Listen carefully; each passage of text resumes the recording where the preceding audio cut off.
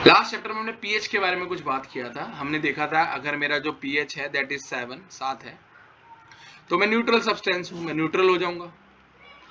अगर मेरा पीएच मैं बोलता हूं 7 से ज्यादा है तो मैं बेस हूं। अगर मेरा पीएच 7 से कम है तो मैं एसिड हूं। और यही हमने स्ट्रेंथ की भी बात की थी। अगर आपकी पीएच की वैल्यू एसिड के बारे में बात करें तो स्ट्रेंथ से इनवर्सली प्रोपोर्शनल होती है। जितना बड़ा पीएच की वैल्यू उतनी ही कम स्ट्रेंथ, जितना कम पीएच उतनी ज्यादा स्ट्रेंथ। एसिड के केस में बेस में उल्टा था।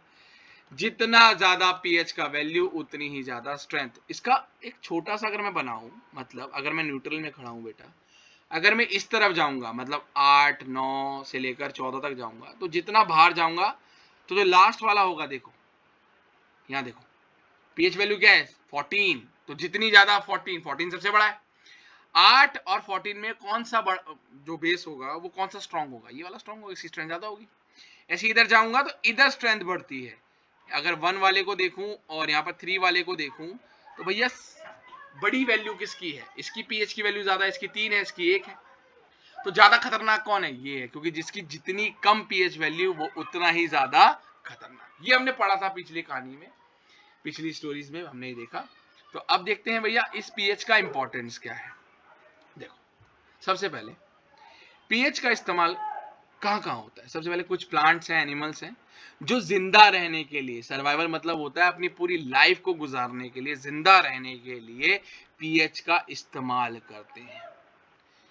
पीएच का इस्तेमाल सॉइल में भी होता है, सॉइल की फर्टिलिटी बनाने के लिए, सॉइल को अच्छा बनाने के लिए, ताकि अच्छी क्रॉप बने, वहां भी पीएच का इस्तेमाल होता है।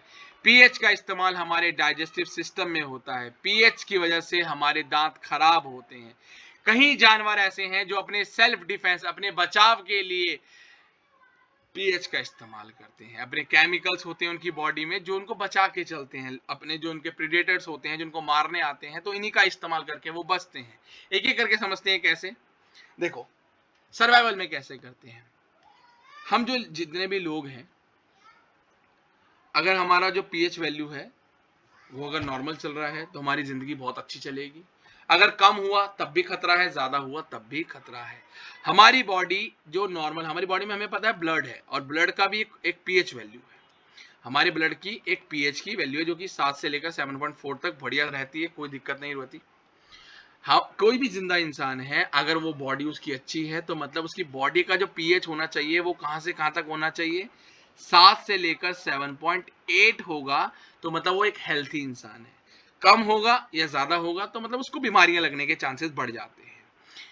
जो रेन वाटर होता है, जो बारिश का पानी होता है, अगर उसका पीएच 5.6 से नीचे जाता है, 5.6 है बढ़िया है, ज्यादा है तब भी सही है, पर अगर 5.6 से नीचे की तरफ जाता है, बोले तो 5.5 हो गया या 5 हो गया या 4 हो गया, तो वो रेन वाटर एसिडिक हो जाता है, वो एसिडिक मीडियम में बन जाता है। तो वो रेन खतरनाक होती है, हमारे लिए भी, जीव जंतु के लिए भी, प्लांट्स के लिए भी, सबके लिए खतरनाक होती है। तो रेन वाटर का पीएच कितना रहना चाहिए, 5.6 रहना चाहिए, या उससे ऊपर हो, से नीचे नहीं हो सकता। ऐसी पीएच ऑफ सॉइल, सॉइल का पीएच क्या होता है। देखो अगर देखो प्लांट को ग्रो करना है तो वो प्लांट सॉइल में ग्रो करेगा, साफ सी बात है, प्लांट जो होगा वो मिट्टी में ही ग्रो करेगा। अब अगर उस मिट्टी की पीएच की वैल्यू, उसका जो पीएच है वो अच्छा है, ना तो ज्यादा एसिडिक है ना तो ज्यादा बेसिक है, तो उसमें जो क्रॉप ग्रो होगी या जो भी प्लांट ग्रो होगा वो एक हेल्थी होगा, हेल्थी ग्रोथ होगी, मतलब अच्छा प्लांट ग्रो करेगा, अच्छी अच्छी क्रॉप आएंगी उसमें। पर अगर पीएच चेंज होगा, सॉइल का पीएच चेंज होगा, तो उसकी जो क्रॉप है उसमें भी दिक्कत पड़ेगी, उसकी जो क्रॉप यील्ड होगी वो भी खराब होगी।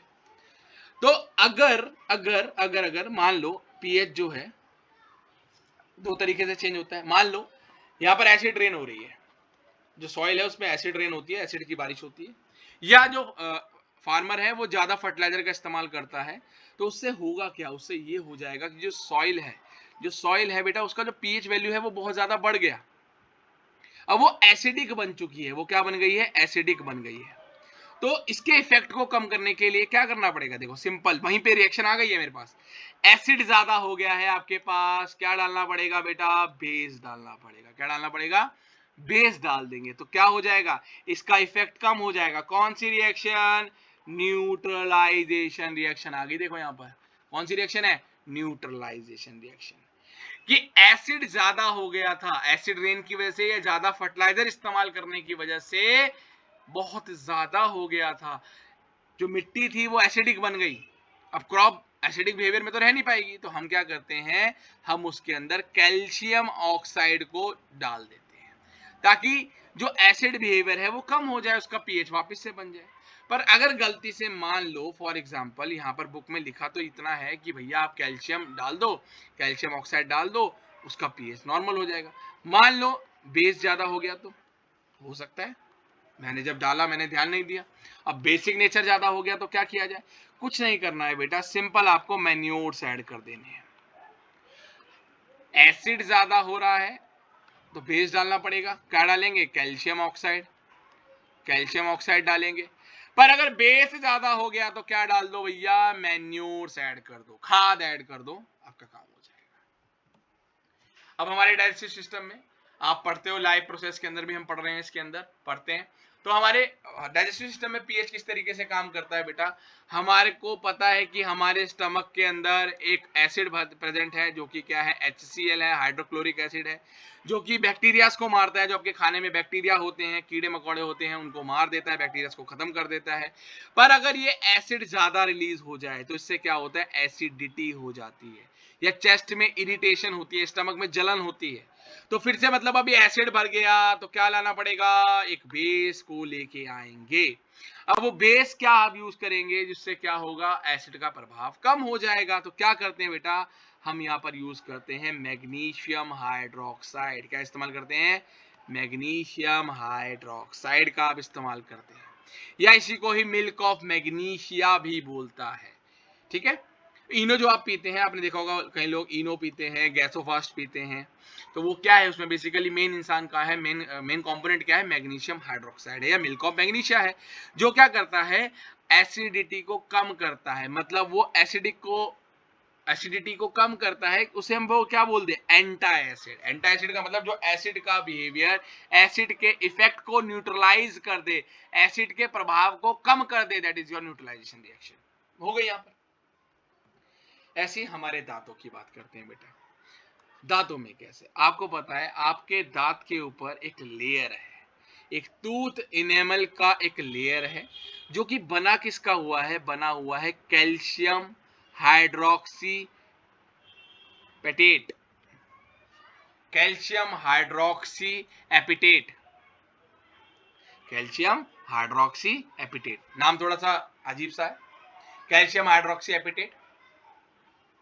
अब नाम में ही जुगना हाइड्रोक्सी छुपा हुआ है, बेस बेस है यहाँ पर, तो है ना, बेस वगैरह का कुछ काम हो गया।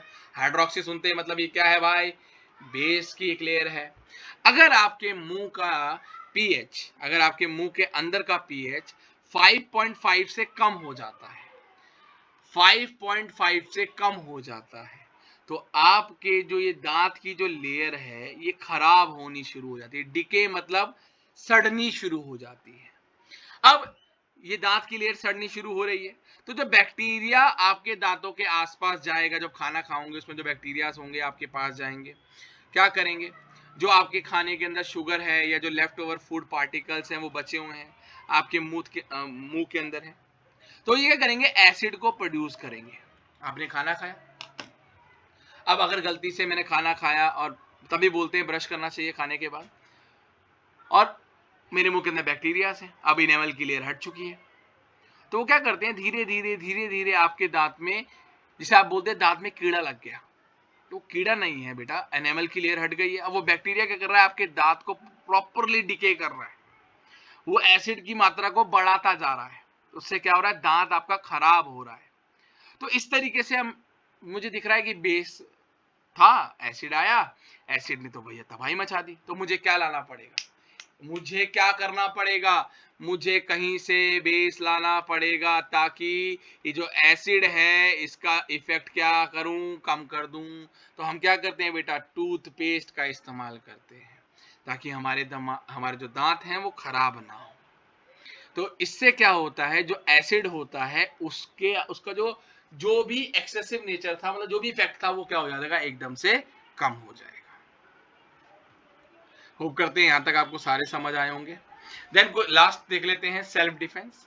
कई जानवर सेल्फ डिफेंस के लिए इसको इस्तेमाल करते हैं। जैसे आपने देखा होगा कि जो हनी बी होती है, मधुमक्खी होती है या चींटी होती है, ये आपको काटती है तो बहुत जलन होती है, हमारे को बहुत इरिटेशन होती है, पेन भी होता है। क्यों होता है? क्योंकि जब ये काटते हैं तो ये हमारी बॉडी के अंदर एसिड रिलीज करते हैं। क्या रिलीज करते हैं? एक एसिड रिलीज करते हैं। जो अभी मैंने बताया था थोड़ी देर, एक दो वीडियोस में स्टार्टिंग में बताया था, ये मिथेनोइक एसिड रिलीज करते हैं या फॉर्मिक एसिड रिलीज करते हैं, जिससे हमारी बॉडी में क्या होता है, बहुत पेन या इरिटेशन होती है। क्या रिलीज कर रहे हैं? अरे ये तो एसिड रिलीज कर रहे हैं। तो क्या करना पड़ेगा, बेस को लाना पड़ेगा। इसीलिए हम क्या करते हैं, बेकिंग सोडा को अपने हाथ के ऊपर लगाते हैं। जिससे होगा क्या, जिससे आपको ये फायदा मिलेगा कि जो एसिड का जो भी इफेक्ट था उसको मैंने क्या कर दिया, न्यूट्रलाइज कर दिया। देखो सारी जगह वही हो रहा है कि एसिड हो रहा है उसका या बेस हो रहा है, उसके इफेक्ट को हम क्या कर रहे हैं, न्यूट्रलाइज कर रहे हैं। अगर एसिड है तो बेस डाल दे रहे हैं, बेस है तो एसिड डाल दे रहे हैं। ऐसी एक कीड़ा है, दैट इज निटल। एक पत्ता होता है निटल का, उसको अगर आप छुओगे तो आपको जलन होगी, पूरे शरीर में खुजली खुजली होती है। एक नीडल का पत्ता होता है, जैसे आप उसको छूते हो तो वो क्या करता है, आपकी बॉडी में मिथेनोइक एसिड को रिलीज करता है, जिससे ऐसा लगता है कि बर्निंग इफेक्ट हो रहा है, जलन होगी, ऐसा लगेगा जल रहा है आपका पार्ट, और स्किन में इरिटेशन बहुत ज्यादा होगी, खुजलियां होंगी। तो इसको कैसे सही कर सकते हैं? अब इसने भी एसिड छोड़ा है तो इसको हम सही कर सकते हैं। एक डॉग प्लांट होता है, इसकी पत्तियों को अपनी बॉडी पे रब करेंगे तो क्या हो जाएगा, ये सही हो जाएगा। तो इन पे क्वेश्चंस आते हैं, बड़े इंटरेस्टिंग टॉपिक होते हैं, बड़े इजी हैं। देखो इंटरेस्ट से पढ़ोगे बड़े इजी है, मजा आता है इसके अंदर। एक एक चीज आपको थॉरोली पता होनी चाहिए। अब इसके बाद मैं सॉल्ट स्टार्ट करूंगा। सॉल्ट क्या होते हैं, तो सॉल्ट के लिए नेक्स्ट वीडियो